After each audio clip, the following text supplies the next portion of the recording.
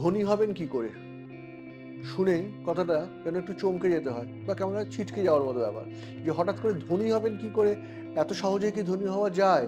ধনী হওয়া অত সহজে যায় না, কিন্তু কিছু কর্ম করলে সেই ধনী হওয়ার পথকে প্রশস্ত করা যায়।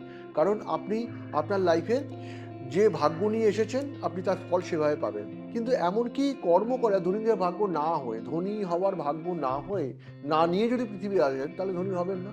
কিন্তু এমন কিছু কর্ম যেটা ধনী হওয়ার রাস্তাটাকে পরিষ্কার করা যায়। কি করা যায়? সবসময় দেখবেন দান করবেন। যখন আপনার কাছে যা কিছু আছে দান করবেন, যা কিছু যেটুকু ক্ষমতা দান করবেন।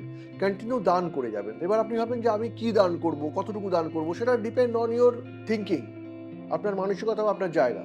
তো যত দান করতে পারবেন আপনি তত ধনী হবেন। এই কথাটা শুনে হয়তো আশ্চর্য লাগবে বা কথাটা শুনে হয়তো অনেকেই অনেক কিছু ভাববেন, কিন্তু এখানে ভাববার মতো কিছু নেই।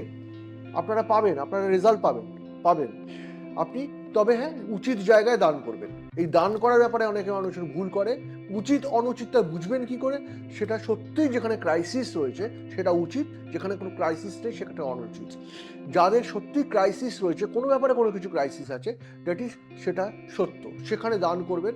সেটা আপনি পয়সা দান করতে পারেন, টাকা দান করতে পারেন, বস্ত্র দান করতে পারেন, খাদ্য দান করতে পারেন। সেটা এই যে দান করা, সেই দান করাটা হচ্ছে আপনার ধনী হওয়ার পথকে প্রশস্ত করে। নমস্কার।